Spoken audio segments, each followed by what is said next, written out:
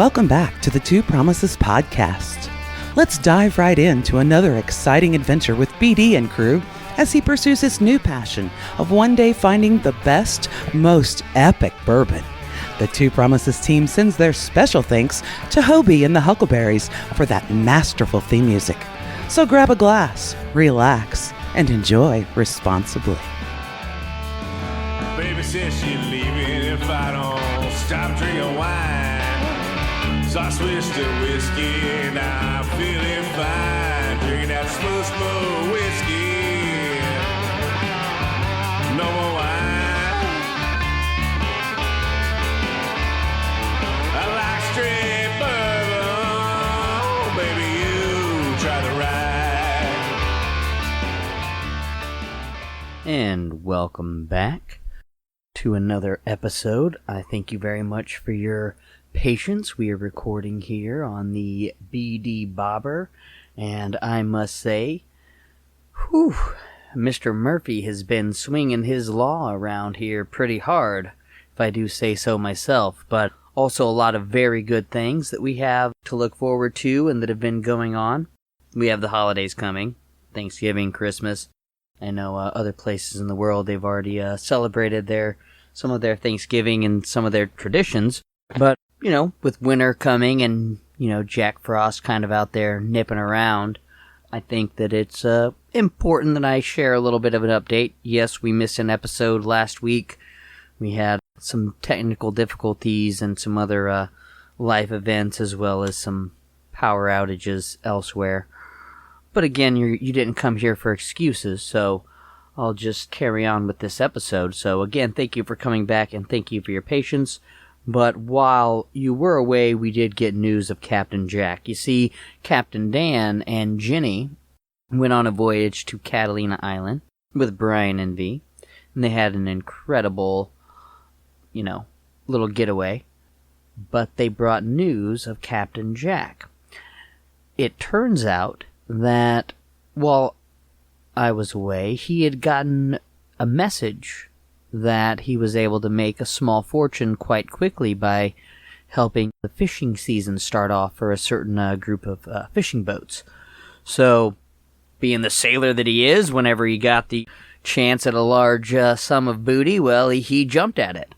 So I'm not exactly sure how he got that message, but if I were to guess, or to imagine something, and being Captain Jack, and we were on the BD Bobber on the water, a message like that, I would guess, would come from a dolphin. If I were to, imagine where he might have gotten his message that whisked him away so quickly. But again, that's entirely speculation. Who really knows how Captain Jack gets his leads on his treasure? But some other exciting news is Hobie of Hobie and the Huckleberries. He just celebrated a birthday this past week, so if you could show him some love on our socials, he would greatly appreciate it. And he's working on the music to another song, so we did some lyrics and music jamming a few weeks ago, and we're going to get back to that song soon.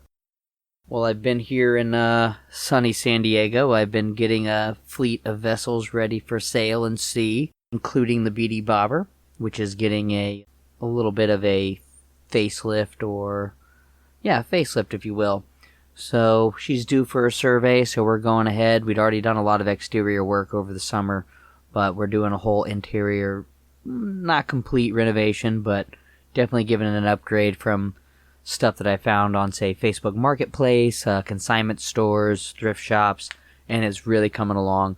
I'll definitely post some pictures on the socials so that you can see the BD Bobber once that she's shined up a little bit. So, dolphins, communication. But before we get to that, I think it's important to get back to the whiskey, shall we? I think that's very important. So, with Mr. Murphy doing his thing lately, I shared some wild turkey with Hobie and the Huckleberries while I was there, and that's why last week we had wild turkey as the whiskey of the week. And of course, we're coming up on Thanksgiving, so gobble gobble. How could you, miss that one, right? Well, for this week, we actually have another Broken Barrels because, well, they're pretty handy. So, This one is Broken Barrels whiskey. This is Mizunara, and I might not be pronouncing that right, but we did do a episode about Bushido tea, right? So I think that it was fitting that we had a whiskey from the East. So with Broken Barrel whiskey, we have a limited edition Mizunara, and this is a Japanese Mizunara oak staves, which are also blended into this, also aged within this whiskey. So we have a 4-year-old Indiana corn whiskey and a 5-year-old Kentucky corn whiskey blended with oak from these Mizunara barrels. So it's a tale of two whiskeys, young and old. It is an infusion for some uncommon alchemy. So if you guys are interested, Broken Barrels, they have a limited edition Mizunara, and cheers, as they say in Korea, even though this is Japanese barrels, but as they say in Korea, konbae, that would be cheers. So I'm bringing that up because I've been doing work in Korea the last few years and all of that stuff. So, but I digress. I mean, and of course, a lot of other very important things. Communication, signals. So dolphins, echolocation. Dolphins kind of communicate by their little clicks and stuff like that, and like echolocation, and they can kind of see objects under the water, if you will, just based on the sound waves that they're emitting and how it's kind of bouncing off things and coming back to them. And they talk to each other, and they do a lot of fascinating things.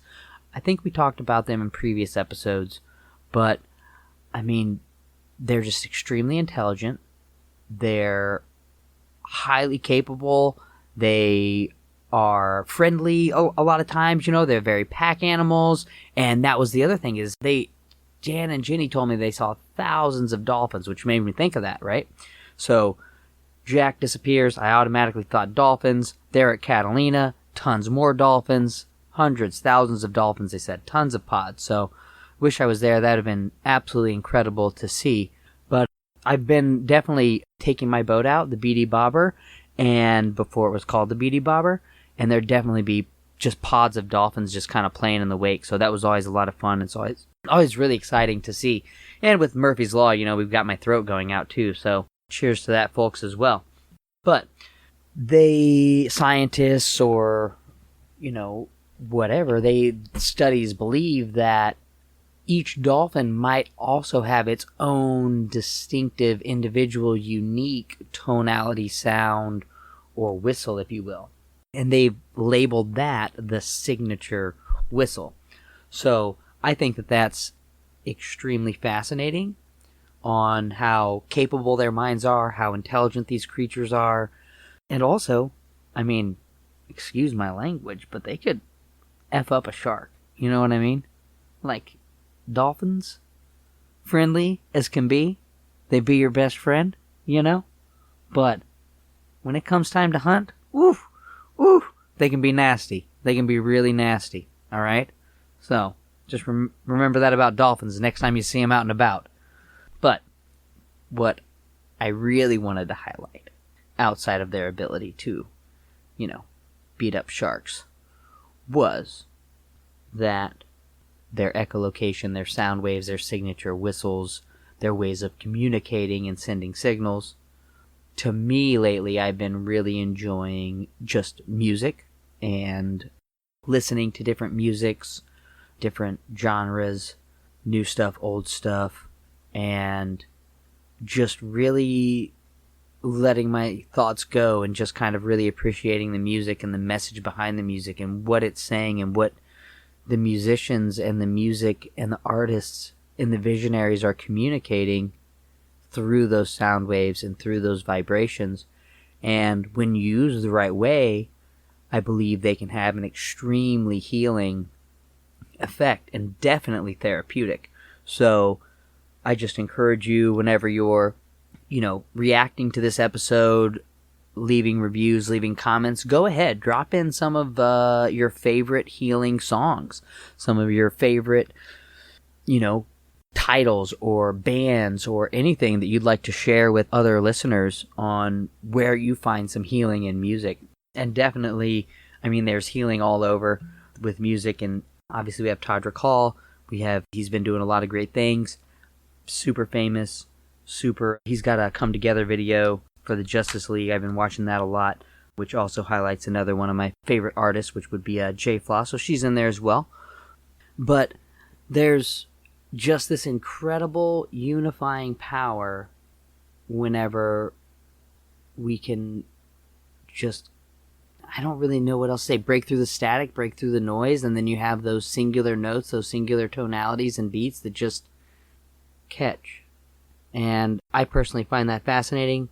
And even at the Country Music Awards, the artist that received the award on stage, I think it was, I don't know, I'd have to look up, Luke Combs maybe? Forgive me if I've misdone this, but he stated that he believed that music would unite the world, or the key to unity was in music, or something to that effect. So, again, I kind of don't have my exact facts straight, but that was the line that he stated. That was the message that he was sending out. So, as we move into the holidays, and there's a lot of uncertainty with, obviously, the pandemic, and it goes in different fluctuations in different parts of the world.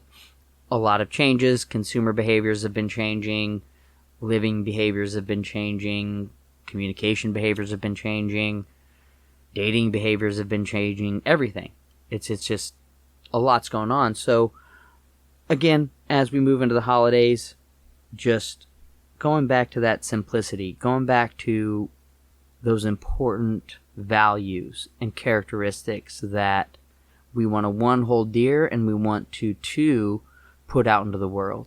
And of course, Thanksgiving, easy target, low-hanging fruit, the things that we're grateful for, the things that, we want to share with other people, the things that we want to share with the world, and how we want to help beautify the world via thanks and gratitude. So, obviously, we have that to look forward to and to dwell on, and take some time. I mean, some people do those daily thanks things. I did the thing with Halloween, so I guess maybe I got a little too excited there.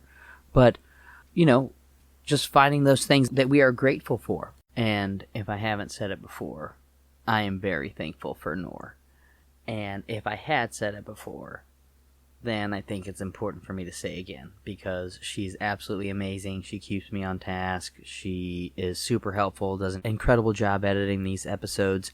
I'm not the greatest at all of this tech stuff, but she definitely does her best to paint me and my voice and my audio technological deficiencies in the best light possible. So let's thank her for that for sure. I'm also thankful for Dr. Dave for hooking me up with these sweet new spectacles, some blue blocking spectacles. Blue light is actually, when we're going to waveform, right? So we're talking about sound waves. Let's talk about light waves right now.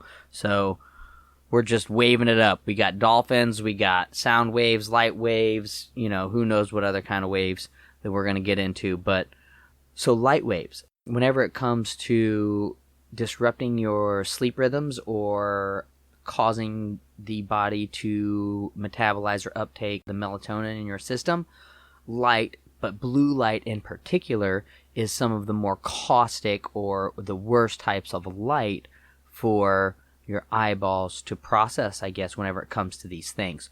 So there's been a trend going on for a while. They used to be like massive and huge and expensive, but I'm so grateful that they're becoming a lot more common.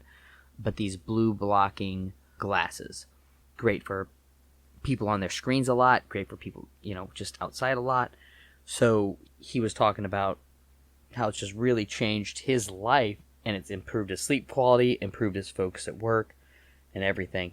So I'm super grateful for Dr. Dave for saying that he'd already ordered an extra set, and he just gave me his pair.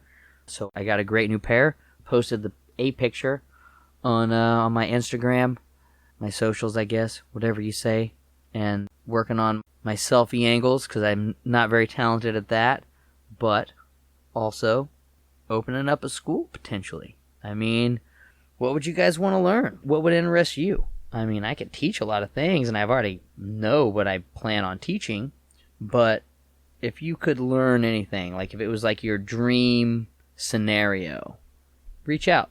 Let me know. What interests you? What's something that you'd want to learn about, something that you wouldn't mind, or if you'd like a course in. Obviously, my background, so send it. Let's see what we got. Obviously, medicine's going to be a huge piece. I think that's going to be the backbone. I mean, we're making bourbon medicine again, so backbone's going to be medicine, but we're definitely going to do a lot of probably small arms, firearms instructions, stuff like that. That'll be a lot of fun. I think a lot of people would get a lot out of that. And driving, I don't know. I think we got a lot of options. So send some things my way, some things that you'd be interested in learning and checking out at this school. But talking about gratitude, right? So obviously hope for the future, faith, whatever, however you want to term that. Definitely something to be grateful for. Looking forward to these, getting to spend time with family for Thanksgiving, getting to experience the joys of Christmas and all of the newness of new life of the New Year's. So, that alone just makes my body just feel shiny.